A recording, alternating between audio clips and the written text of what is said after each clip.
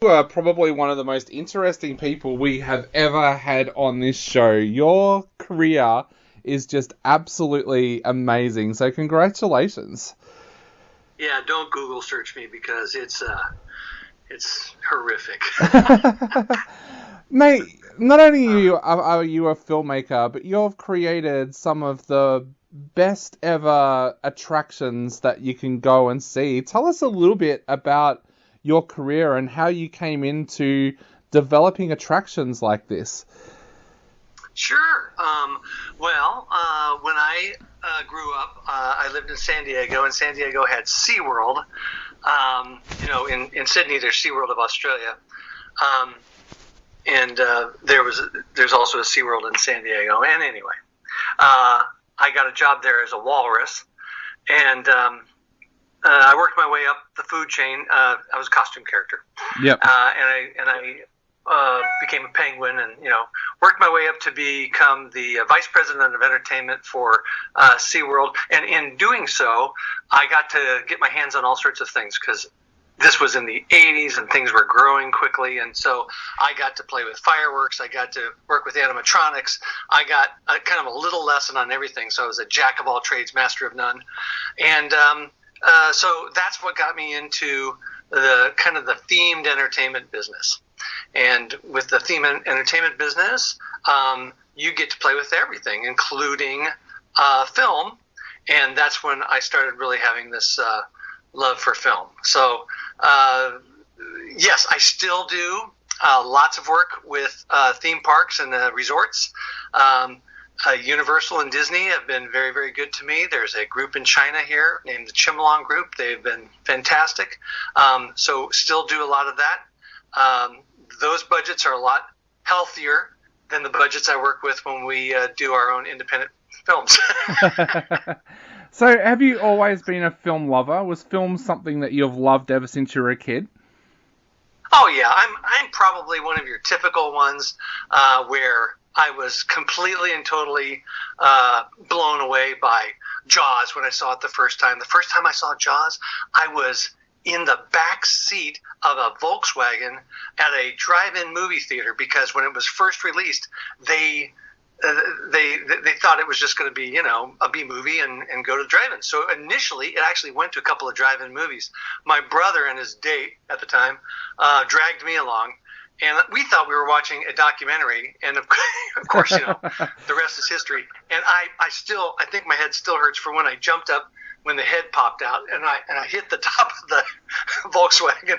I was like, wow. And ever since then, I've had a general love for films, but I will say I'm a little crass in that I tend to gravitate more towards popular films and not the real artsy noirish kind of things. Indiana Jones and Jaws and Star Wars and things like that really had a big influence on me. It's hard to beat that experience that you get going to a drive-in theater. I'm like you. When I grew up, there was a drive-in theater probably about a kilometre away from my house, and it was the Friday night entertainment for our family. And the funny thing was, during all the lockdowns and everything here during COVID, the only places that were allowed to open that showed films were drive-ins. So we were back at the drive-in watching things like Bloodshot and things like that, and it's just an amazing feeling, isn't it?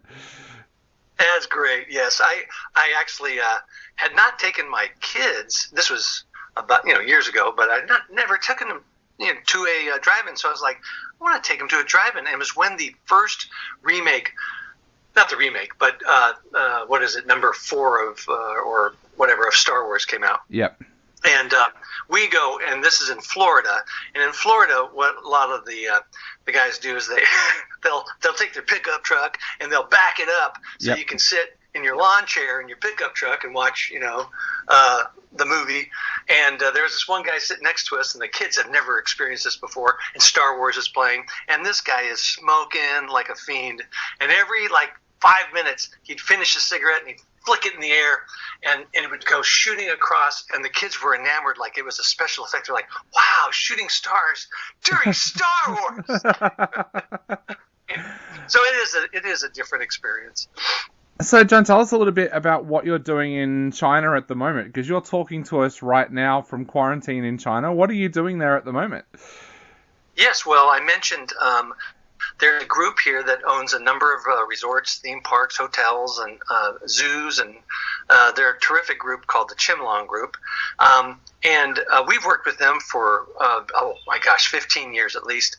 And it used to be that I would be able to come over here for a week every other month. I would fly. So I got lots of frequent flyer miles, and I would fly over, and they do a little bit of everything, just like the big theme parks do. They have simulator rides, and they have live shows, and they have circuses and attractions. They've got all sorts of stuff.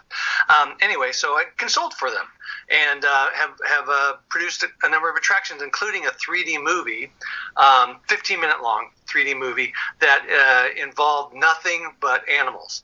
And they say don't work with kids and animals. It's true, because trying to get a cat to look at a cat and a dog as if they're talking, that was monumental. Anyway, so it's been 2 years now since I've been out here, and because of COVID, and the chairman of the company really wanted to have me, come out, and it was tough. It was tough. And then there's a little bit of a lull in the action. I thought, this guy, he has been so good to my company, Renaissance Entertainment. I'm going to go out. And so booked a one-way ticket because there wasn't enough flights that indicated that when they're coming back, because they just aren't. They're booking them out like about a month in advance. Maybe 2 months in advance, and my gosh, my quarantine is 21 days, so I can't, quarantine and then go, I gotta go. Yeah. So I went one way, and I'm just in the middle of the quarantine. It is 21 days. It's going to be 10 days in this hotel, 4 days in another hotel, and then 7 days in a hotel in Guangzhou. And that's just the way they want to do it. Cool, and I really owe it to the chairman, so I'm there for him. So here I am.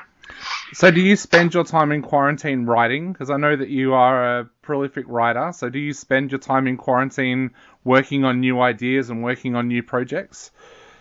Oh yeah, I'm 3/4 of the way through it. I just paused writing to hop on with you for another film, a sequel actually to a comedy. We just released a comedy. Well, no, I'm sorry, we have not released it. This Christmas we will release a comedy film, and I'm anticipating that the distributors may want to have a first look at a sequel to it. So I'm here. I'm in quarantine. Might as well write it. Bump, bump, bump. There you go.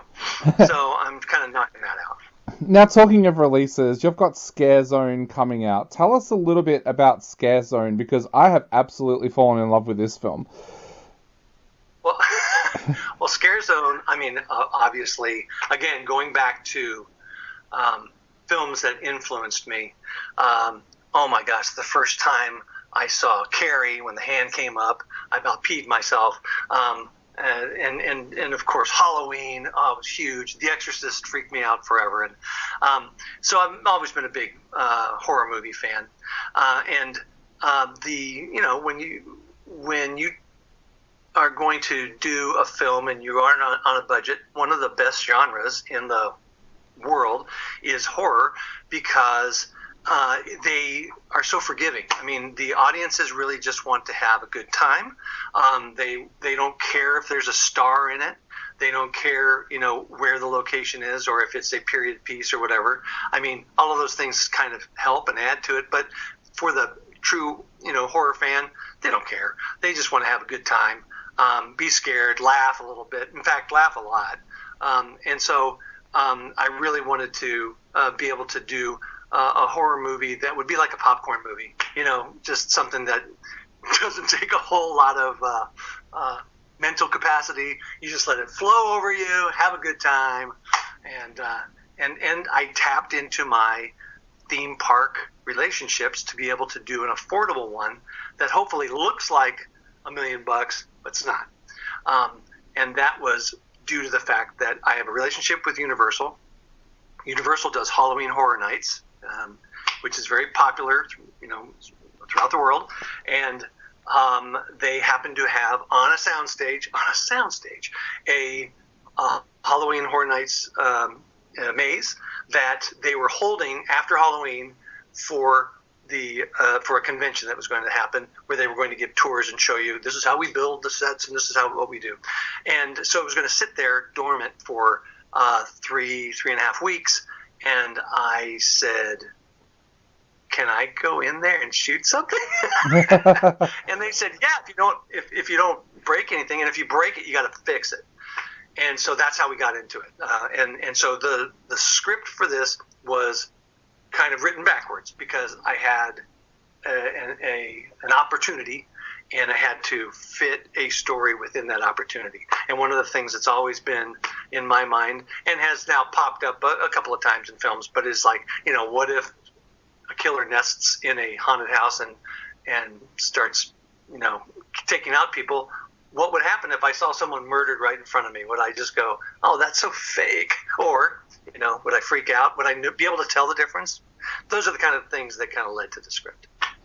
I love the fact that you said that you wanted to make a popcorn film, because when I was at film school, I wanted to make popcorn films, and I kept on having lecturers say, no, you need to shoot a documentary, or you need to show that you can do this or do that. And the year after I finished at that school, James Wan and Lee Winnell went through. So it obviously showed that they got a little bit of a shake-up. But how does Hollywood approach that? Because we were told when we were in film school, no, they want to see you go out and shoot a documentary first. Is that really true when it comes to making films in Hollywood? My experience, which is limited, because I am an indie filmmaker, I'm not supported by a studio or anything like that, and for the most part, myself and my business partner Lisa Smith, we are self-financed, so we don't really adhere to a lot of the rules that a lot of people have to just to get the money. We actually take fortunately, we're very popular in the theme park industry, and we take whatever resources we have and funds from working in that industry and apply it towards film. But in Hollywood, what I found is something that is, I think, is similar to a lot of professions, where you go to school and you learn about the trade, whatever it is, and then you get out of school, which is a pristine environment, and you go into the real world, and you find out from the real world that they are a little more jaded, and they are all about making money. So all of the theories and all of the, and it's all great, that what you learn in school, and all of the film history and all the things are fantastic, but when it comes down to it, they want to make money. So how do they make money? They get a film that's super affordable, and they can make money that way, or they get a super duper star and they can make money that way. And then luckily, sometimes all the planets align, and you have a super duper star, you have great effects, you have, and then you got Marvel movies, and then there's a juggernaut. But the big thing, I guess I would tell any filmmaker just coming right out of school, is that you're going to run into the fact that all their decisions, unlike in school where you're really looking at the art, their decisions are financially based, and they're just like, I'm going to offer you this because that way I know I can make this much money back, and it's all about money, unfortunately. So yeah. So bringing it back to Scare Zone, you have such an amazing cast in this film. How did you go about the casting process? Because this is just one of those casts where you sit down and watch it, and they are so good. They're fun. Well, the thing I like about casting, and I think we've gotten a really good rhythm of being able to cast things, is casting not for the individual, but casting for the ensemble. Finding who would work well together, as opposed to, that's a really great actor, but that actor does not really gel with the others. So in this particular case, we were lucky to be able to find a group of people that look like they're all having fun together, but also have these good relationships together. Now, again, it's not super deep relationships. We're not spending a whole lot of time on backstory, but in that particular case, you got to believe that they would all work together and be crazy enough to do the things that they do. You mentioned before about filming on the Halloween Horror Nights soundstage. Did that make it claustrophobic, or did that make it feel like just a regular soundstage that you would use for shooting a film? No, it was a little claustrophobic because we were dealing with a set that was built really for a maze for people to walk through. So lots of challenges with the cameras because we could not move walls. So it was not built for film. But also is because it was already a dark, kind of deep, dank space, and that's where we spent the entire 3.5 weeks. It got a little depressing after a while. Spent a lot of time in a place that's all dedicated to horror and death, and you kind of go, wow, that's okay.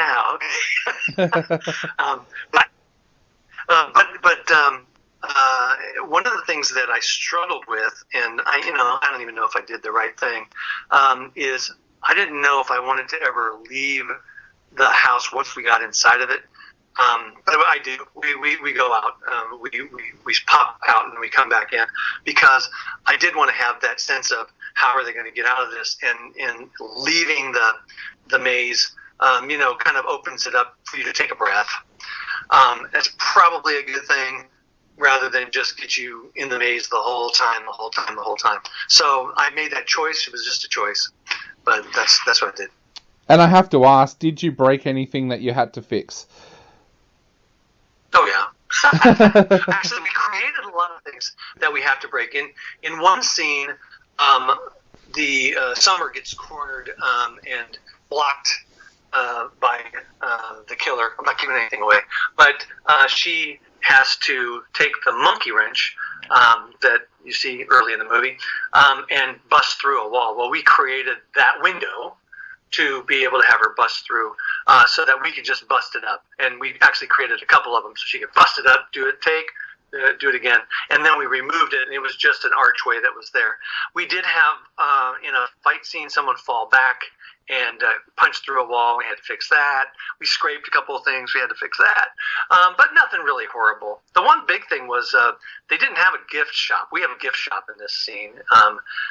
And we have a lot of scenes take place there, and they had space in the soundstage, but they didn't have a gift shop, so we had to create the gift shop ourselves. So that one was built, and you can tell. You see the maze, and it looks fantastic. You look at the gift shop, and you go, that looks like crap.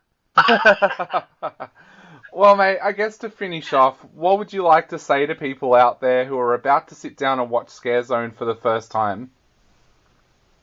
Oh, just leave your brain at the door, and understand that it's just a popcorn movie, kind of in the spirit of horror movies of the 80s, and it is.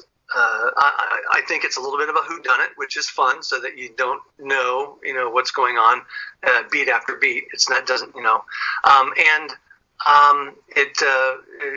that you should just sit back and enjoy, and it's probably lots of fun with a group of people.